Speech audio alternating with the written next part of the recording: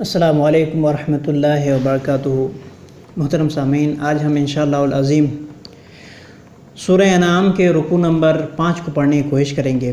اللہ رب العزت سے دعا ہے کہ ہم جو کچھ بھی پڑھیں، جو کچھ بھی سنیں، اس پر مکمل طور پر عمل کرنے کی توفیق و رفیق عطا فرمائیں، اور ہمارے دلوں میں قرآن کے نور کو اللہ رب العزت اتار دے۔ اس سے پہلے کہ ہم شروع کریں، اگر آپ ہمارے چینل برکات قرآن میں نئے ہیں تو چینل کو ضرور سبسکرائب کریں، تاکہ جب میں کوئی ویڈیو اپلوڈ کروں تو آپ کو اس کی نوٹیفیکیشن مل جائے۔ آئیے شروع کرتے ہیں۔ رب کریم ارشاد فرماتا ہے، اعوذ باللہ من الشیطان الرجیم، بسم اللہ الرحمن الرحیم، وَلَقَدْ أَرْسَلْنَا إِلَىٰ أُمَمٍ مِّن قَبْلِكَ فَأَخَذْنَاهُمْ بِالْبَأْسَاءِ وَالضَّرَّاءِ لَعَلَّهُمْ يَتَضَرَّعُونَ۔ یہاں مخاطب نبی کریم صلی اللہ علیہ وسلم سے ہے۔ اللہ رب العزت ارشاد فرماتا ہے کہ اے نبی صلی اللہ علیہ وسلم، ہم نے آپ سے پہلے بھی امتوں کی طرف، لوگوں کی طرف بہت سے رسول کو بھیجا۔ فَأَخَذْنَاهُمْ بِالْبَأْسَاءِ وَالضَّرَّاءِ، تو ہم نے ان کو تنگی اور تکلیف میں مبتلا کر دیا۔ لَعَلَّهُمْ يَتَضَرَّعُونَ، تاکہ وہ گڑ گڑا کر دعا کریں۔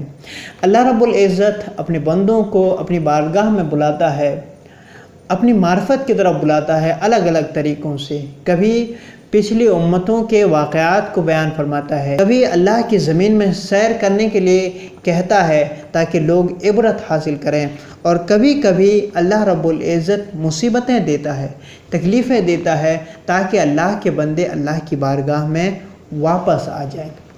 اس کے بعد رب کریم ارشاد فرماتا ہے، فَلَوْلَا إِذْ جَاءَهُمْ بَأْسُنَا تَضَرَّعُوا وَلَكِنْ قَسَتْ قُلُوبُهُمْ وَزَيَّنَ لَهُمُ الشَّيْطَانُ مَا كَانُوا يَعْمَلُونَ۔ تو جب ان کے پاس ہمارا عذاب آیا، ہماری تنگی آئی، تو کیوں نہ وہ ہماری بارگاہ میں گڑ گڑا کر دعا کی۔ وَلَكِنْ قَسَتْ قُلُوبُهُمْ، لیکن ان کے دل سخت ہو گئے۔ جب دل سخت ہو جاتے ہیں تو پھر وہ اللہ کی بارگاہ میں نہیں جھکتے ہیں۔ رب فرماتا ہے، وَلَكِنْ قَسَتْ قُلُوبُهُمْ، ان کے دل سخت ہو گئے۔ وَزَيَّنَ لَهُمُ الشَّيْطَانُ مَا كَانُوا يَعْمَلُونَ، اور جو وہ کرتے تھے، جو کام وہ کرتے تھے، شیطان نے ان کے لیے اچھا کر دکھایا۔ چاہے وہ کام اچھا ہو یا برا ہو، برے کاموں کو بھی شیطان نے ان کو اچھا کر کے دکھایا، اور وہ سمجھنے لگے کہ ہم اچھا کام کر رہے ہیں، حالانکہ وہ برے کاموں میں مبتلا تھے۔ فَلَمَّا نَسُوا مَا ذُكِّرُوا بِهِ فَتَحْنَا عَلَيْهِمْ أَبْوَابَ كُلِّ شَيْءٍ، تو جب انہوں نے بھلا دیا اس چیز کو جس کے ذریعے سے ان کو نصیحت کی گئی۔ یہاں پہ دو معنی لیے جا سکتے ہیں، ایک تو یہ کہ ان پر جو تکلیف اور تنگی آئی تھی اس کو جب بھلا دیے تب، یا پھر جس کے ذریعے سے ان کو نصیحت کی گئی تھی، اور وہ اللہ کی کتابیں ہیں۔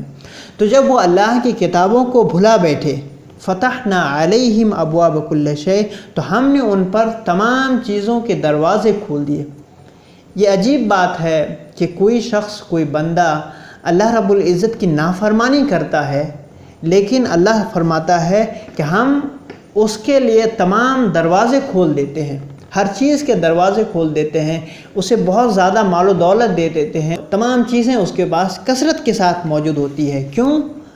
رب فرماتا ہے، حتی اذا فرحوا بما اوتوا، یہاں تک کہ جب وہ خوش ہو گئے اس کے ذریعے سے جو انہیں عطا کیا گیا، انہیں دیا گیا، اخذناہم بغتۃ فاذا ہم مبلسون، تو ہم نے ان کو اچانک پکڑا، پھر وہ مایوس ہو گئے۔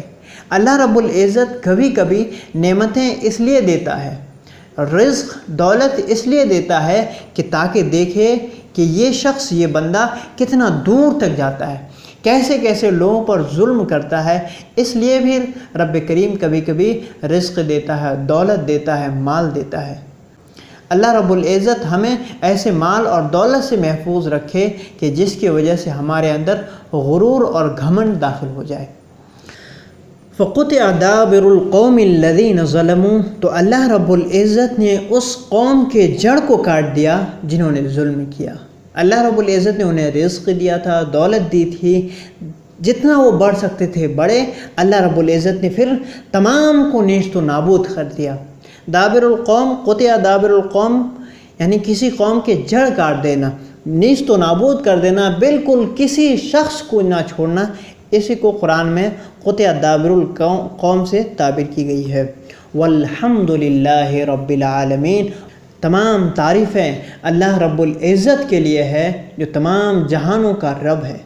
جب ایسے لوگ ایسے ظالم معاشرے سے ختم ہو جائیں تو ایسی حالتوں میں رب کریم کا شکریہ ادا کرنا چاہیے۔ اللہ رب العزت نے ہمیں سکھایا ہے والحمد للہ رب العالمین۔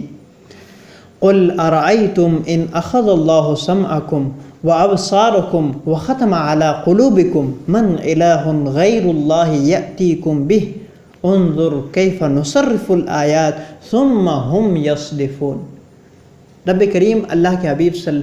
رب کریم اپنے محبوب سے ارشاد فرماتا ہے، اے نبی صلی اللہ علیہ وسلم آپ کہہ دیجئے، آپ اعلان کر دیجئے، ارأیتم بھلا بتاؤ تو، ان اخذ اللہ سمعکم کہ اگر اللہ رب العزت تمہاری سماعت کو ختم کر دے، وابصارکم اور تمہاری بصارت کو ختم کر دے، وختم علی قلوبکم اور تمہارے دلوں پر مہر لگا دے کہ تم دیکھ نہ سکو، تم سن نہ سکو، کچھ چیزوں کو سوچ سمجھ نہ سکو، من الہ غیر اللہ تو کون معبود ہے اللہ کے سوا جو ان چیزوں کو تمہارے پاس دوبارہ لے آئے۔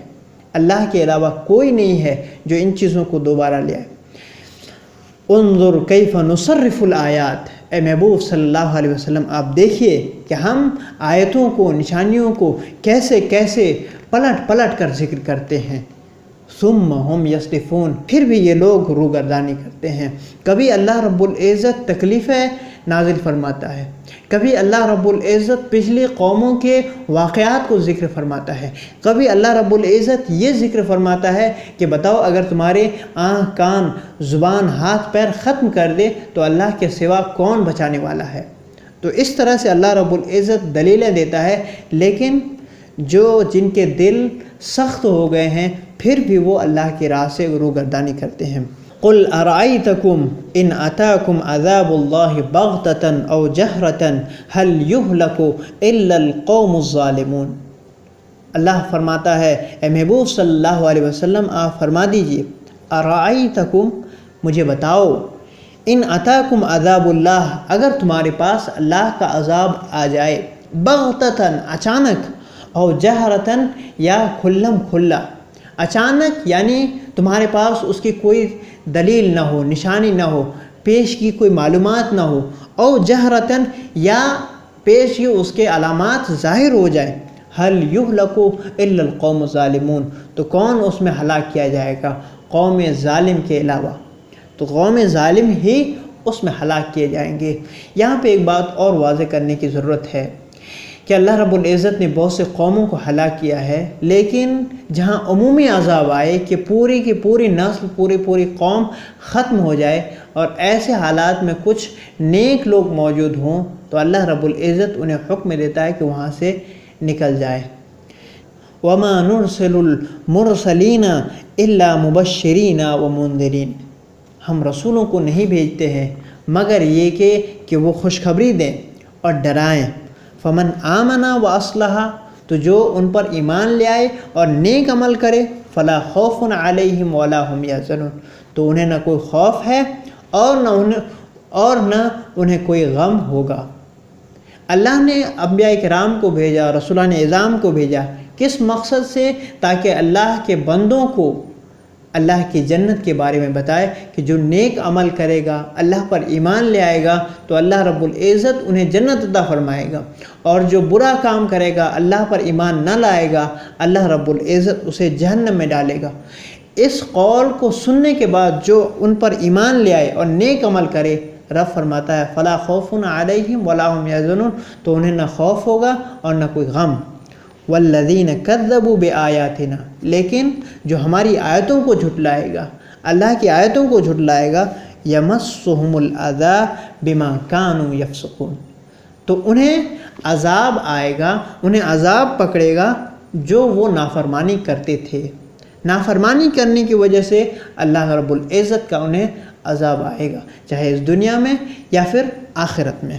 قل لا اقول لکم عندی خزائن اللہ، اے محبوب آپ فرما دیجئے کہ میں تم سے یہ نہیں کہتا ہوں کہ میرے پاس اللہ کے خزانے ہیں، ولا عالم الغیب، اور میں غیب کو از خود جان لیتا ہوں، میں یہ بھی نہیں کہتا، ولا اقول لکم انی ملک، اور نہ میں تم سے یہ کہتا ہوں کہ میں فرشتہ ہوں، میں انسان ہوں، میں بشر ہوں، ان اتبع الا ما یوحى الی، میں تو صرف اسی کی پیروی کرتا ہوں جو میری طرف وحی کی جاتی ہے، میں صرف یہ کہتا ہوں کہ میں اللہ کا رسول ہوں، مجھ پر وحی کی جاتی ہے، تم میری اتباع کرو، میرے ذریعے سے تم اللہ کی باتوں کو مانو، میں صرف اتنا کہتا ہوں۔ قل هل يستوي الاعمى والبصير، آپ فرما دیجیے کہ کیا ایک دیکھنے والا اور ایک اندھا شخص برابر ہو سکتا ہے؟ دونوں کبھی برابر نہیں ہو سکتے ہیں۔ افلا تتفکرون، کیا تم فکر نہیں کرتے، کیا تم سوچتے نہیں اور غور نہیں کرتے؟ یہاں پہ ایک بات اور عرض کرنے کی ضرورت ہے۔ کچھ لوگ کہتے ہیں کہ اللہ کے نبی صلی اللہ علیہ وسلم کو علم غیب نہیں تھا، لیکن یہ سچ نہیں ہے۔ اللہ کے نبی صلی اللہ علیہ وسلم علم غیب جانتے تھے، اور اس کی دلیل قرآن کریم میں موجود ہے۔ رب کریم ارشاد فرماتا ہے سورہ آل عمران میں، ذالک من انباء الغیب نوحیہ الیک، یہ غیب کی خبریں ہیں، ہم تمہاری طرف وحی کرتے ہیں۔ تو واضح سی آیت ہے۔ ایک دوسری آیت دیکھیں، وما کان اللہ لیطلعکم علی الغیب، اللہ کی شان یہ نہیں ہے کہ عام لوگوں کو علم غیب عطا کرے، اللہ کی شان یہ نہیں ہے۔ کن اللہ یجتبی من رسلہ من یشاء، لیکن اللہ رب العزت چن لیتا ہے اپنے رسولوں میں سے جسے چاہتا ہے۔ اور ایک آیت اور دیکھیں، عالم الغیب فلا یظہر علی غیبہ الا من ارتضی من رسول، اللہ رب العزت غیب کا جاننے والا ہے، اب تو اپنے غیب کو کسی پر ظاہر نہیں فرماتا، الا من ارتضی من رسول، مگر جس رسول سے اللہ راضی ہو جائے تو اسے علم غیب عطا فرماتا ہے۔ یہ سورہ جن میں ہے۔ یہاں پہ ایک بات اور واضح کر دوں، نبی کریم صلی اللہ علیہ وسلم علم غیب جانتے ہیں، اللہ نے انہیں علم غیب عطا فرمایا۔ فرق یہی ہے کہ نبی کو علم غیب دیا گیا، نبی کا علم غیب عطائی ہے، اور اللہ رب العزت غیب کو جانتا ہے، از خود بخود جانتا ہے، اللہ کو کسی نے بتایا نہیں، اور نبی کریم صلی اللہ علیہ وسلم کو علم غیب دیا گیا۔ اور دوسری بات یہ ہے کہ نبی کریم صلی اللہ علیہ وسلم علم غیب جانتے ہیں، اور ان کا علم غیب محدود ہے، اور اس محدود میں بہت ساری چیزیں ہیں، ہم اس کو ایک باؤنڈ میں گھیر نہیں سکتے، لیکن ان کا نبی کریم صلی اللہ علیہ وسلم کا علم غیب لمیٹڈ ہے۔ اس کے برخلاف اللہ رب العزت کا علم غیب اس کی کوئی حد نہیں ہے۔ ہمارے لیے مناسب بھی نہیں ہے کہ ہم نبی کریم صلی اللہ علیہ وسلم کے علم غیب کو اللہ کے علم غیب کے ساتھ کمپیئر کریں، موازنہ کریں، یہ ہمارے لیے مناسب بھی نہیں ہے۔ اتنا جاننا ہمارے لیے ضروری ہے کہ اللہ کے نبی صلی اللہ علیہ وسلم کو علم غیب ہے، اور اللہ نے انہیں عطا فرمایا ہے، اور وہ قرآن کی ان آیات کی روشنی میں۔ اللہ رب العزت ہمیں قرآن پر عمل کرنے کی توفیق عطا فرمائے، اور جو کچھ ہم بولیں ہمیں سچ بولنے اور سچ سننے کی توفیق عطا فرمائے۔ اللہ رب العزت ہم سب کی حفاظت فرمائے، آمین۔